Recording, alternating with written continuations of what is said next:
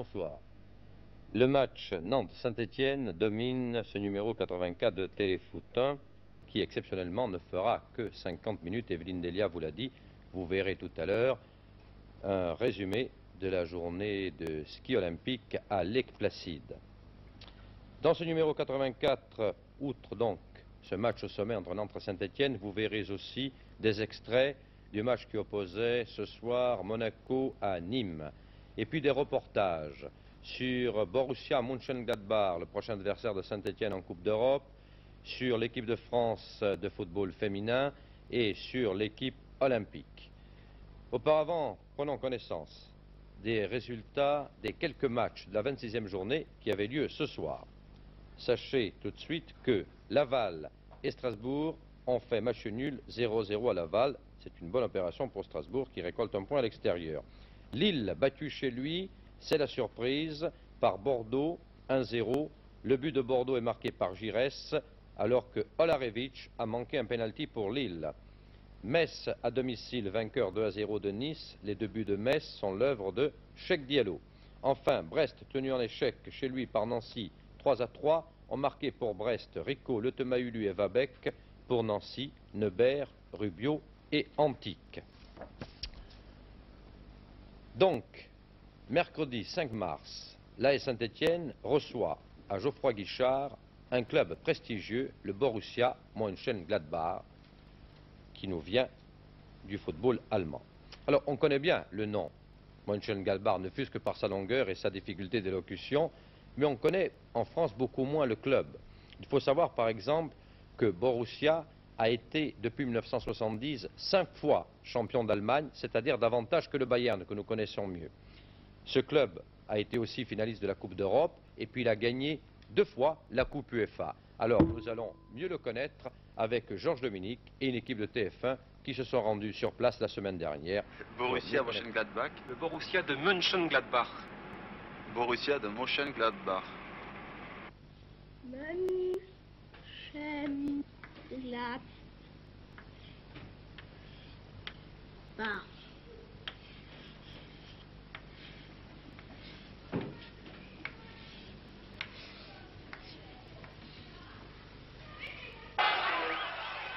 Si le nom reste inchangé, les visages, eux, défilent. Il y eut Bonhoff, comme il y eut Vox ou Netzer, et aussi Lattek et surtout Weisweiler, les commandants de bord, car à Mönchengladbach n'entrait pas qui veut. Si la sélection reste aujourd'hui rigoureuse, la photo de famille a subi bien des retouches. De l'équipe gagnante l'UEFA en 1975, subsistent ici seulement 3 rescapés.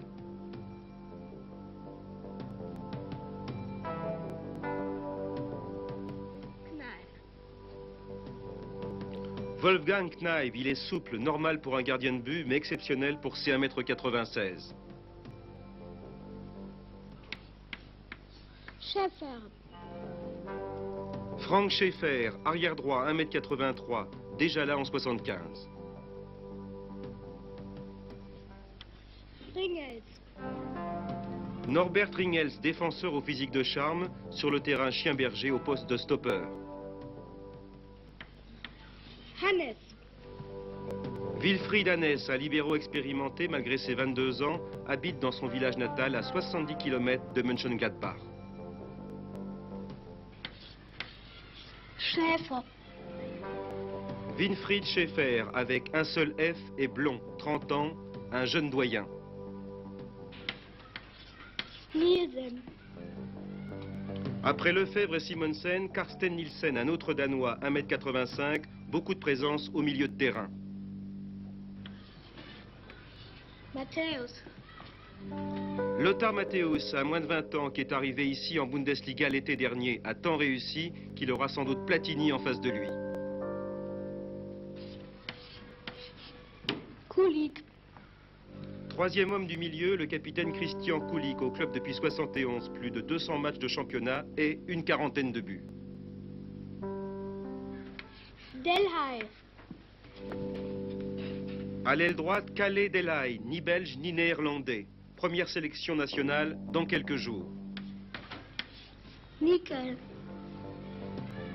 Harald Nickel vient de Braunschweig, c'est la force de frappe de Borussia, 14 buts en championnat où il joue avant-centre, ailier gauche en équipe d'Allemagne.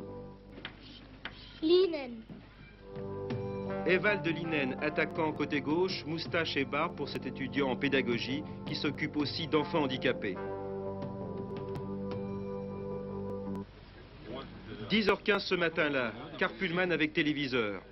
Pourtant, les joueurs du Borussia ne partent pas ici en déplacement. Ils vont tout simplement à l'entraînement.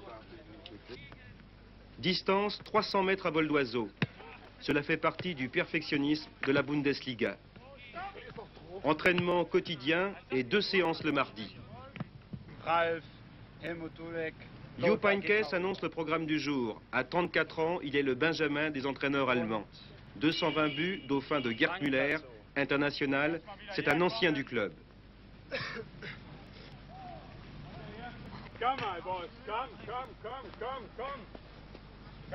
Christian Kulik, letztes Jahr. 10e l'an passé, 8e actuellement, plus de Coupe d'Allemagne. Vous traversez une passe difficile?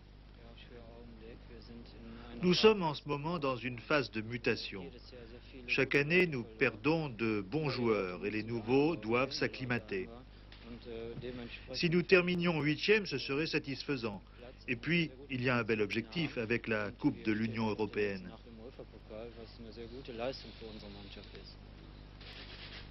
Et quand les joueurs sont sous la douche, le préposé au matériel soigne les outils. C'est le professionnalisme jusqu'au bout des orteils.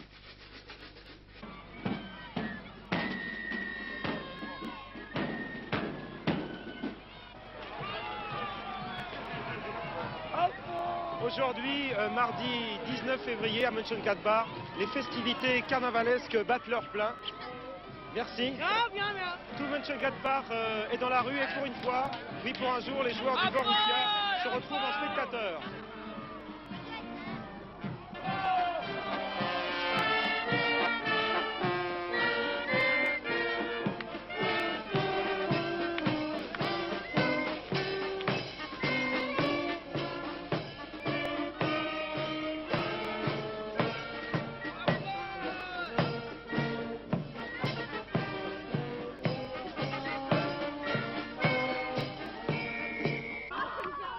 Schaeffer, Gorès et Wieland, un trio qui, verre à la main, n'oublie pas les autres verres.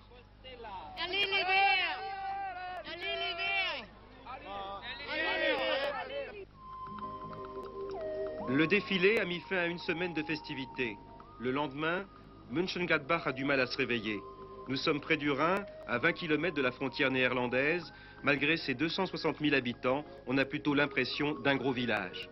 Spécialité, fabrication de machines pour le textile. Le Böckelberg sommeille lui aussi. Il préfère s'agiter en d'autres occasions. À l'entrée du stade, le siège du club. Boumzi, la mascotte locale, a de vertes pensées.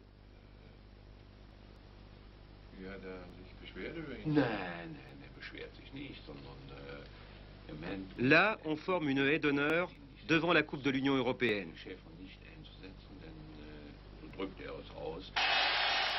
Un trophée que Berti Vogts a brandi à 2 reprises, en 1975 et puis au printemps dernier, c'était contre l'Étoile Rouge de Belgrade, 1-1 en Yougoslavie, et puis match retour à Düsseldorf. Rien n'a encore été marqué lorsque Simonsen est accroché.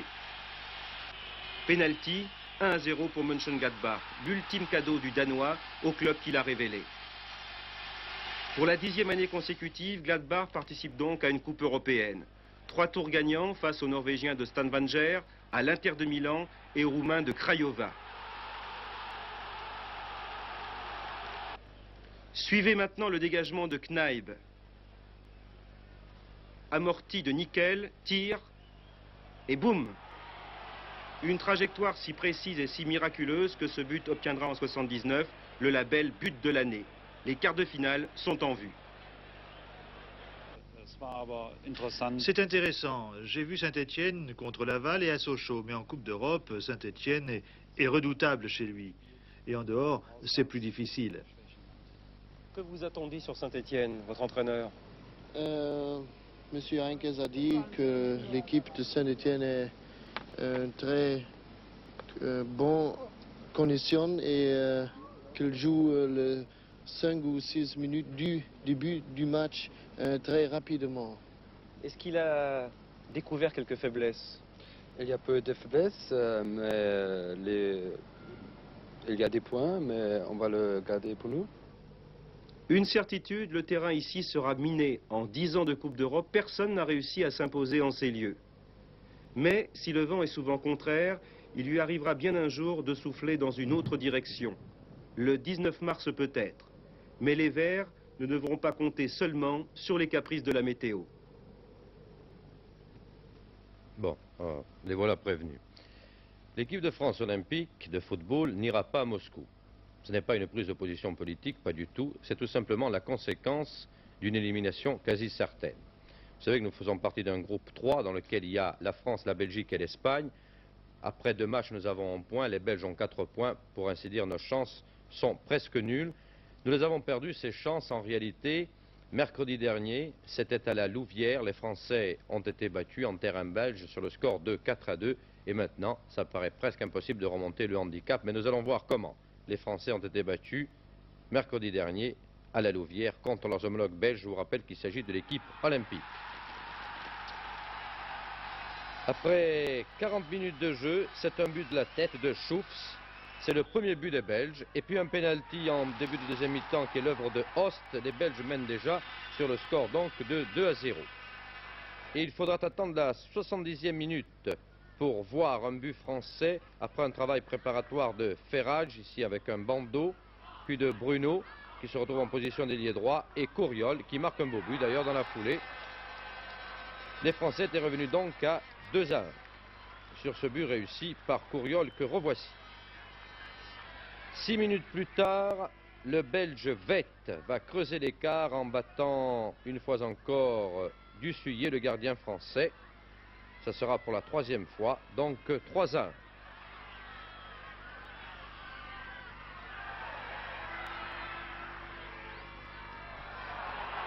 Et voilà qui est fait, au rebond.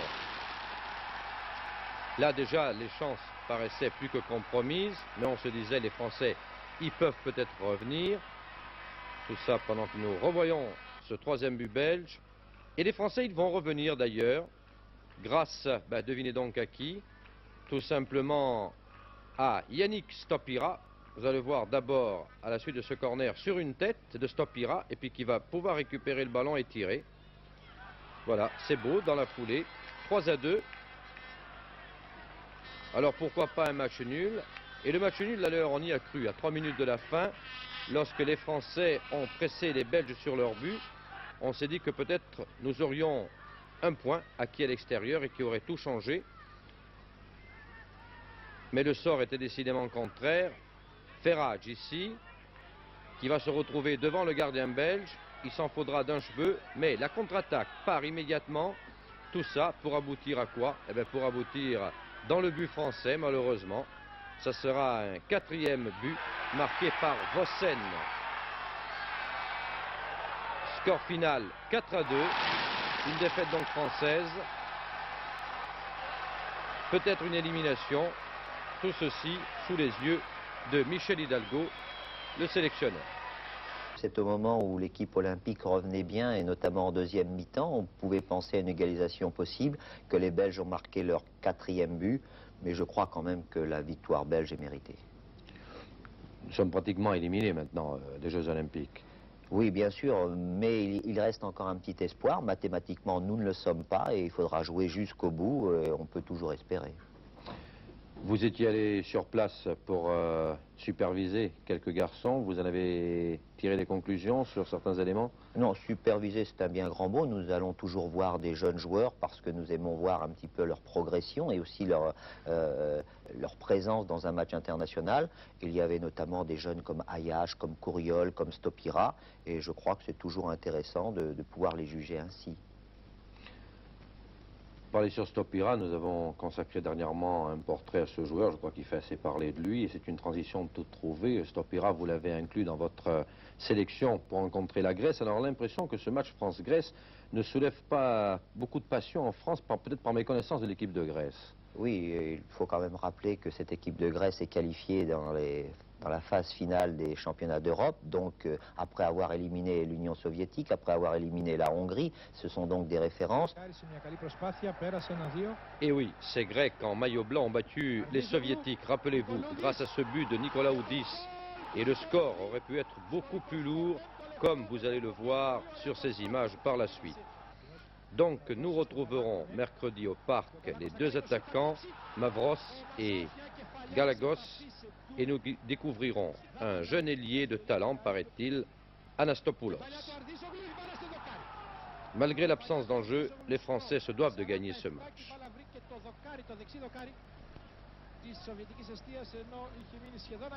Pour nous, notre objectif, et on le répète toujours parce que c'est vrai, c'est d'abord et avant tout la victoire, de tout faire pour cela. Si on peut y ajouter la manière, et je voudrais que dans cette manière, puisqu'il y a la jeunesse, il y ait une sorte de vie et de générosité sur le terrain, c'est à nous d'essayer d'emballer le match, c'est à nous d'essayer de ne pas se contenter seulement de gagner. Et je crois qu'avec les noms qu'il y a, avec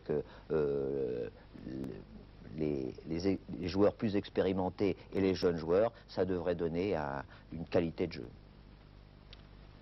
On peut être pour ou contre le football féminin, c'est une question d'appréciation. Je dirais presque, en ce qui me concerne, c'est une question d'esthétisme. Mais en tout cas, on ne peut pas nier le phénomène. Il y a de plus en plus de licenciés pour le football féminin. Alors, cette semaine, il y avait un stage de l'équipe de France, puisque l'équipe de France il y a, qui se passait à Aix-en-Provence.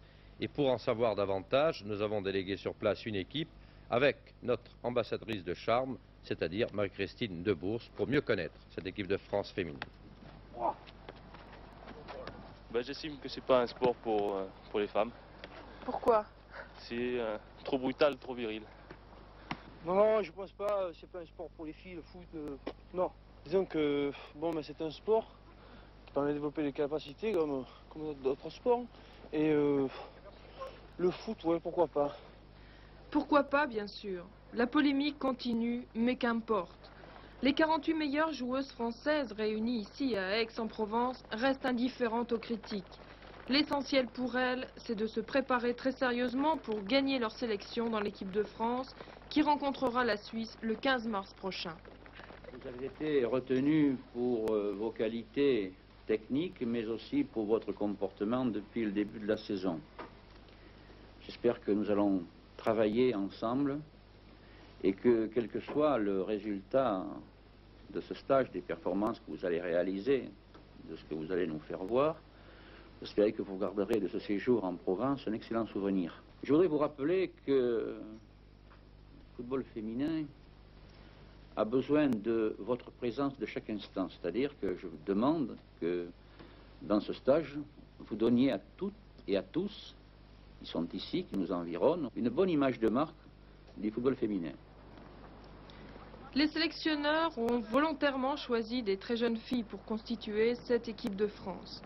La moyenne d'âge est de 20 ans, la plupart d'entre elles sont encore au lycée. Reims, Marseille, Soyaux, Saint-Maur et surtout Étreint, les nouvelles championnes de France qui ont